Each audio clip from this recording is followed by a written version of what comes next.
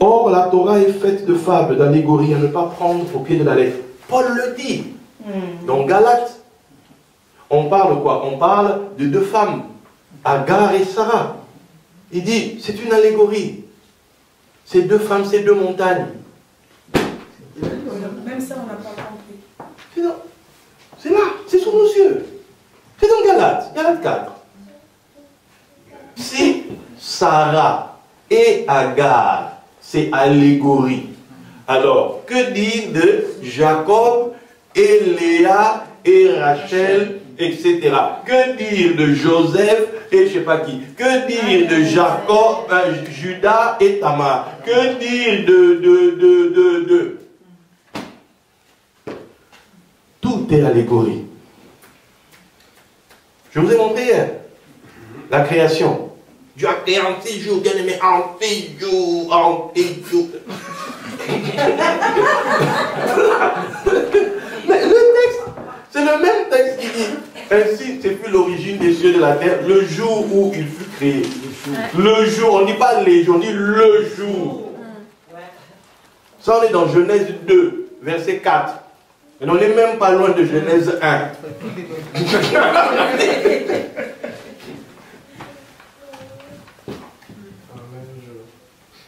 Le problème, c'est qu'on ne veut pas apprendre. Tout le monde s'est dit, j'ai la lettre, je peux lire, moi aussi je m'autoproclame bishop. Moi aussi je peux prêcher. Le problème, c'est que tu diffuses la mort. Tu répands le voile. Tu es un dealer de voile. Tu deals, tu transmets du voile. Tu veux du voile, j'en ai. Très bonne qualité.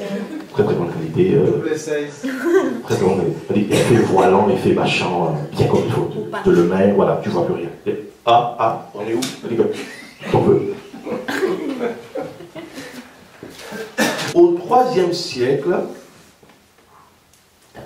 l'Église s'est détournée du sens pour l'absurdité.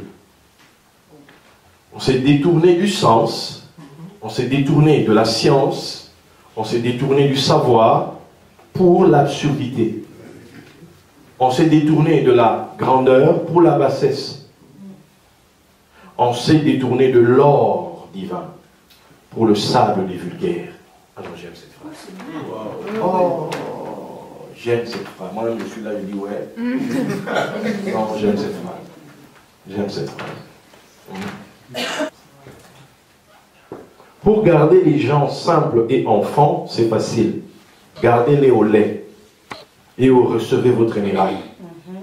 Pour les garder connectés qu'à vous, hors d'eux-mêmes. Mais pour les construire, il faut les enseigner des choses difficiles pour en faire des maîtres. Il y a la foi des simples et la foi des matures. Et il y a une connaissance qui vous met à part. Tes prières vont changer. Parce que tu découvres qu'en réalité, le puits où tu dois puiser, c'est toi-même. Tu as un puits dedans. Un puits qui est connecté à l'illimité. Un puits qui est connecté à la divinité. C'est en toi. L'esprit de l'homme étant un fragment de l'esprit de Dieu, connaître son esprit, c'est déjà connaître Dieu, ou cette portion de lui en toi. L'esprit de l'homme étant un fragment, une portion de l'esprit de Dieu, connaître son esprit, c'est-à-dire cette fameuse portion, c'est déjà connaître Dieu.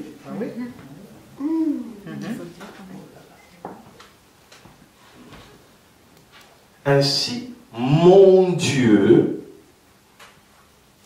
se résume à ma portion divine.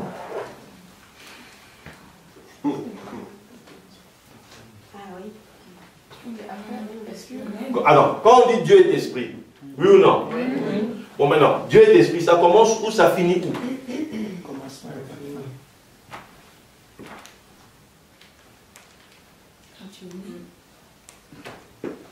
Voilà. Ni commencement ni fin. Mais maintenant, est-ce que ce Dieu qui n'a ni commencement ni fin peut habiter en toi? On sait que oui. Mais est-ce que toi, tu as tout le commencement, sans commencement et sans fin là en toi? Est-ce que tout est en toi? Non. Tu as une portion. Mais comme c'est hologramme, ce qui est en toi, c'est la même réalité qui est là-bas, qui est là-bas. Si on prélève, on va retrouver les mêmes trucs ici, ici ou là. La seule différence, c'est que chacun de nous va l'exprimer d'une manière particulière.